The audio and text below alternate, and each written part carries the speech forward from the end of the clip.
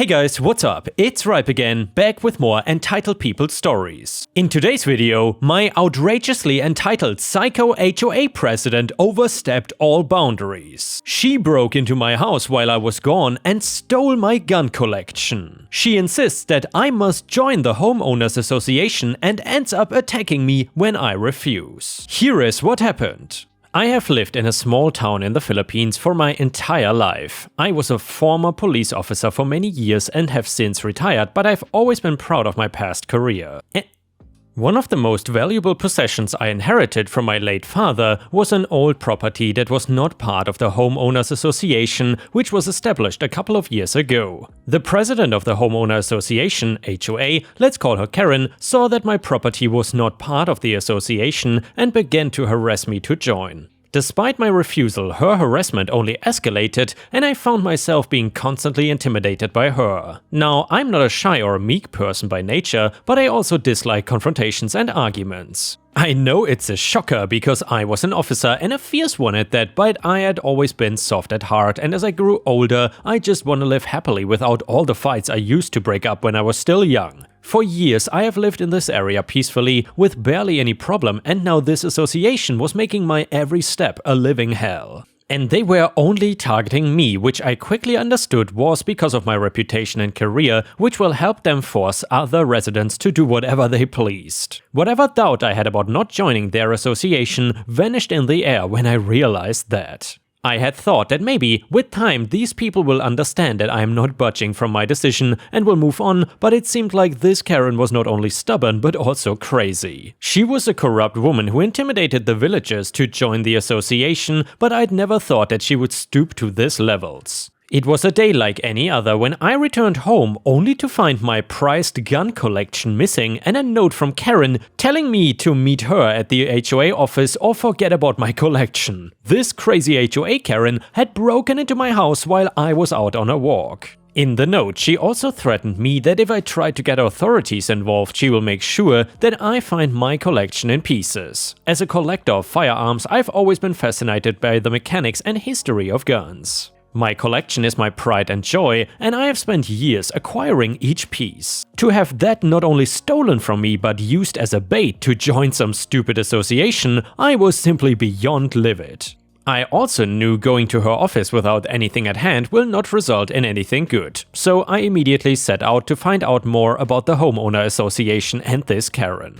I spoke with other townspeople and what I discovered was truly disturbing. Many of the townspeople had been forced to join the association against their will, and the crazy HOA president was using the association to launder money from illegal activities. This only fueled my determination to bring the entire HOA to justice. So I began to gather evidence and document everything I discovered, determined to make a case against Karen. I also started carrying a concealed weapon for protection, knowing that Karen was capable of anything. But of course, this HOA Karen was impatient, and I started receiving calls threatening me to come meet her at her office soon or else I will have consequences. Well, fine then. In my years as an officer, I had gathered enough trustworthy people and reliable connections that I could count on to help me. I briefed them about my situation and asked them to help me gather evidence as I decided to go meet Karen in 3 days. As I had predicted, Karen and her minions started bombarding me with threats as soon as I walked inside. Karen even raised my own gun against me and threatened to kill me if I refused her.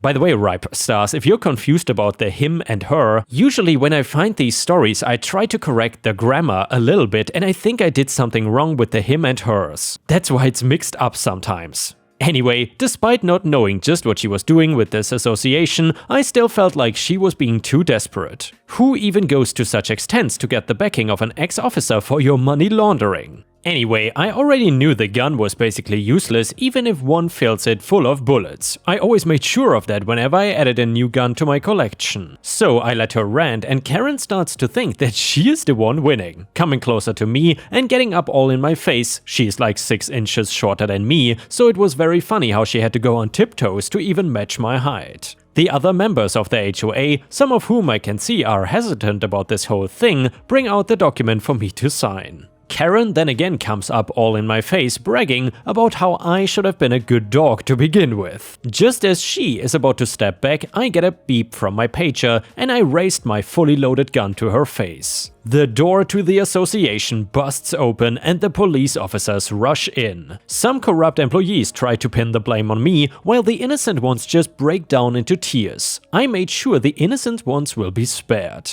Karen, on the other hand, looks like she has seen a ghost, Dracula, and werewolves all at once. Her white eyes look funny on her pale face, and I would have laughed if I was not busy taking my gun from her hand and the remaining collection. It turns out my connections at Intel were just as effective to this day, and it was not hard gathering evidence against Karen, who was also, surprise surprise, too egoistic to try and hide her trail of illegal activities. Karen was then arrested and charged with theft, intimidation, and money laundering. The homeowner association was dissolved and the villagers were finally free from the association's grip. Years have passed since that day, and I still live in the same house. I am remembered as the farmer police officer who stood up against corruption, and while I do not like such praises, I am happy that my act has intimidated the other associations enough that they don't try to interfere with us anymore. My gun collection is also growing, and I could not be happier to live my life peacefully just like before. And the next one is a revenge story. For context, I was the only white person, everyone else was Punjabi or Pakistani. I'm also 19 female, and I'm completely self-reliant on putting myself through university and college, and I don't get any help from my family. Also, ATO means Australian Taxation Office. So anyway, I worked for a local pizza place for 10 months before the owner sold the business and changed ownership.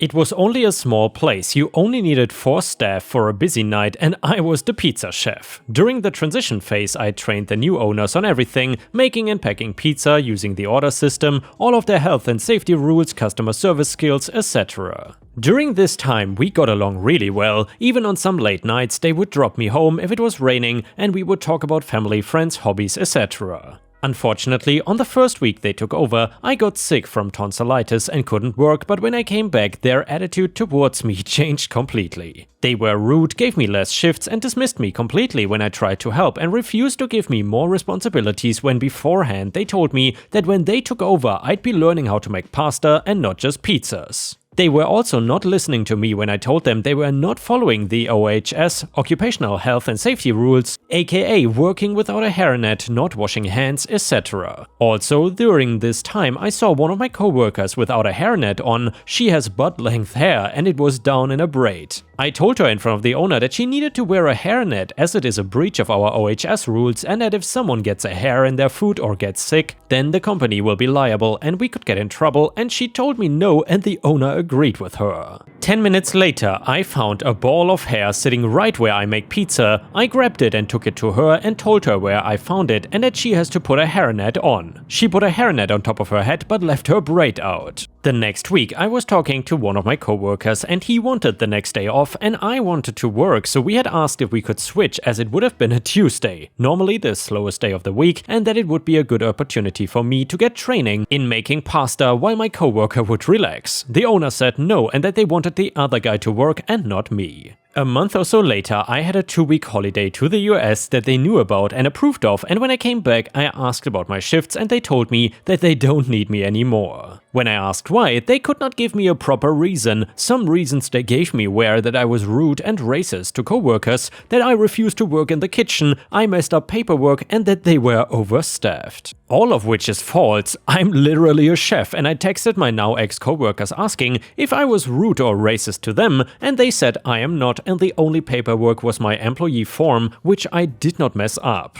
They then hung up on me and then sent me abusive texts saying that I am racist to my coworkers. Again, I asked them this and they said I am not, and when I responded they told me they would get a lawyer involved if I contacted them again. Just to reiterate, under the old ownership who I worked for 9-ish months, there were never any problems between myself, the owner, and any of my coworkers. Anyway, so here is where my petty revenge comes in. While I worked there, I saw them do a lot of cash-in-hand payments to staff along with some other sketchy stuff with money. It has been 3 months and I don't have my super/retirement fund payment. So what I did was, I called the ATO, Australian Tax Office, and told them about everything, about all of the cash-in-hand payments, about the absence of my super payment, not paying staff fairly, etc. The person on the phone told me that my information was more than enough and that they would be starting an investigation, which will most likely turn into the owners getting audited. So go ahead and fire me for no reason. I will report you. By the way, I now have an amazing job and absolutely love my coworkers. I've been there for a while now and I've never had any complaints. This workplace is also pretty diverse. And yeah, Ripe Stars, I am so happy for OP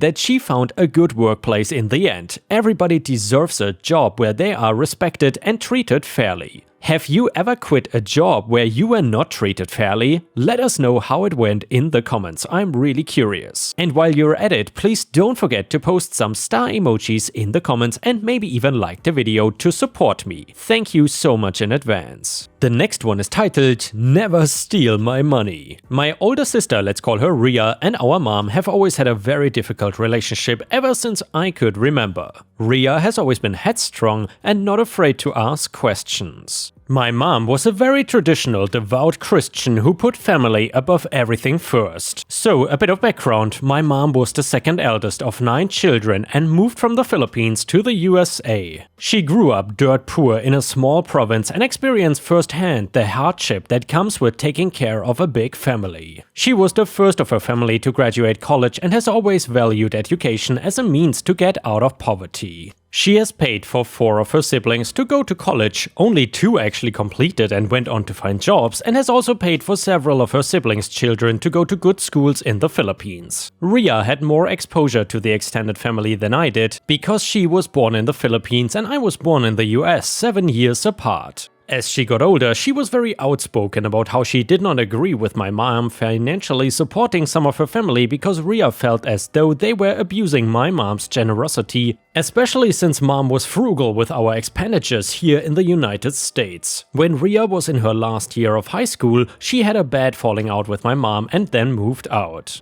They did not speak for 5 years, although my dad and I kept in touch with Ria. In that time, Ria worked full-time and paid her way through college without any help from my parents at all. Fast forward a few years at my high school graduation, I invited Ria, she attended and ended up reconciling with my mom. Things were still rocky, but they had a much better relationship. But then 2 years ago, my mom passed away. Unknown to me at the time, Ria had quietly taken over the continued financial support for my mom's youngest sister, Jenna, cost of living and maintaining the college fund for Jenna's daughter. She also took care of the funeral arrangements and handling the estate. Dad was a mess at the time. Last year, Ria and I decided to spend the holidays in the Philippines. One of our visits was to Jenna's place. Little did I know that crap was about to hit the fan when we sat down for dinner. After small talk, the topic of my mom came up and this was how that conversation went. Details may be lost in translation, so I'm just writing the gist. R for Ria, J for Jenna. Jenna, such a shame your mom passed away. We will miss her. R, yeah. J, Ria, why did you stop talking to her? Why did you leave her? You should be ashamed. That's not how you treat family. Now, your mom could have raised you better. You always were too headstrong, you know? That's not ladylike. You shouldn't be so aggressive. You need to be softer. How are you gonna get a man otherwise? She goes on to say more crap along these lines. J turns to me. Don't be like your sister, okay? Be a good daughter. Do you have a boyfriend yet? You don't want to get too old like Ria and not have your own family. That's not following God's plan. Before I could speak, Ria asked her own questions. Why did you drop out and decide to get pregnant when mom was paying for your college? Did you really think that a businessman would leave his wife to take care of you? If you wanted to be a trophy wife, you should have just said so instead of wasting my mom's hard-earned money. At this point, I just decided to watch because Jenna was starting to piss me off and Ria has been known to do epic takedowns. Jay, enraged, how dare you come into my house, eat my food and disrespect me? R, calmly, technically it's my mom's house. You have food because my mom has been supporting you for the better part of 15 years and you disrespected her by wasting all the opportunities she worked hard to give you. Jay, I don't need your attitude or your BS. I don't need anything from you, you disrespectful Karen. Get the hell out of my house. More rant. R gets up and smiles. You sure you don't need anything from me? You don't want anything from me. I want to confirm that I heard you correctly. J, I don't need anything from you. I can take care of myself and my family and how dare you imply otherwise. Get the hell out of my house and your father will hear about this. R looks at me, you heard her, let's go. Now, I was surprised by how calmly Ria was taking the diatribe because I've seen her and my mom get into massive shouting matches. More confused than anything, I followed her to the car. R, you heard her right? She doesn't need anything from me. Me, it begins to dawn on me what my sister is about to do. Yeah. R, okay. We get back to the hotel and my sister promptly stops the auto transfer of funds for Jaina's account. We then spent the rest of the week lounging by the beach and hanging out with the other cousins. Yesterday I was talking to one of my cousins and heard that Jaina is just now realizing what actually happens when you run out of money. I called up Ria shortly after to give her an update. R, what? She ran out of money that quick? There was sure enough in there to last her the year. Me, oh, did you tell her that? R, basic math. Me, will she lose the house? R, nah, it's paid for. As long as she does not do anything stupid, she should have a roof over her head. Me, did you also close her kid's college fund? R, nope. Not gonna punish the kid for her mom's stupidity, but that is all she gets, so if she F's it up, she F's it up. So yeah, will definitely be interesting how this plays out in the next few months. I have a feeling my sister probably won't give a damn one way or the other though. And yeah, Ripe Stars, I gotta say, I am super happy that no one in my family is as entitled as the people in this story. And I'm curious, do you have any entitled people in your family? And if so, have you ever told them that their behavior is wrong? I'm really curious, let me know in the comments. The next one is titled, Just Following Directions Here. This happened around the early 2000s when I was working for my uncle's fencing company. So, customer A-hole purchased a newly constructed home, cookie cutter, everything builder grade, the land plots were divided only by fluorescent orange marking spray paint, which is hardly official. My uncle submitted a bid per customer A's request and we got the project. We had the lowest bid, around $1,200 lower than the competition. The caveat, we collect full payment up front, not a deal breaker for customers as we accept credit card payments, this way both parties are protected from fraud. During that time my uncle had just left his previous job as a land surveyor, his specialty property line surveying. The estimated property line marked by the above mentioned orange spray paint was nearly 2 feet off on one side of customer A's property. My uncle makes the necessary adjustments and markings and we start digging the post holes. Customer A makes a surprise job site visit/inspection. He sees our post holes and turns beet red. He rushes towards us and starts dropping F-bombs left and right. What the F are you idiots doing? You're giving away a part of my property to my neighbor. Can't you guys see the bright orange marking on the dirt? I want you geniuses to fill up these holes ASAP and dig right where the orange lines are. I want my fence directly on top of the orange lines. I just about lost it and was about to get in customer A's face. My uncle stops me and he tries to explain. The orange lines are off. Customer A, I'm the one paying here, not you, so you follow my effing directions. Uncle, please let me explain. Customer A, no, I have paid you in full. You're not paid to explain. You're paid to build my fence directly exactly the way I want it, where I want it, and this conversation is over. He drives off and my uncle looks at me with a malicious smile. OP, let's grab an early lunch and then we will give him what he wants. I shrug. Over lunch, he calls my aunt, his secretary, to have her draft a new JOC/work order, aka contract. In it, it's explicitly and officially noted that the fence will be erected 22 inches east of the official property line and that the customer will shoulder full responsibility and liability should a conflict arise either with their future new neighbor, the home next door was still unsold at that point, or any other party. My aunt emails the contract to customer A, my uncle and I have our 2 martini lunch hour, aunt calls and says customer A has signed and emailed the new contract back to her. And now that we have a paper trail, we go back to the site and continue working. That same afternoon, customer A pays us another visit and says, Just checking to see if you decided to follow my instructions. You idiots didn't wait for me to sign the new contract before resuming work, did you? Me? We sure did. As he turned around to leave, I can hear him mouth something of "effing idiots." Upon completion, 3 days later, he signs off that the work was satisfactory. He was still in a-hole mode, refusing to acknowledge either my uncle or I when we thanked him for his business. 4 months later, he contacts my uncle again, requesting for him to bid on a new project. And yeah, you guessed it, to move the existing fence on top of the official property line. We gave him an unreasonably high bid and still secured the project. This time around, he was a teddy bear throughout the entire project. And with this, we have reached the end of the video. However, if you cannot get enough of my content, then please don't forget to check out my endless playlist, which has thousands of videos and hours of content. In addition, please don't forget to subscribe to the channel and turn on the bell to not miss any of my daily uploads. Thank you so much, and I will see you again tomorrow.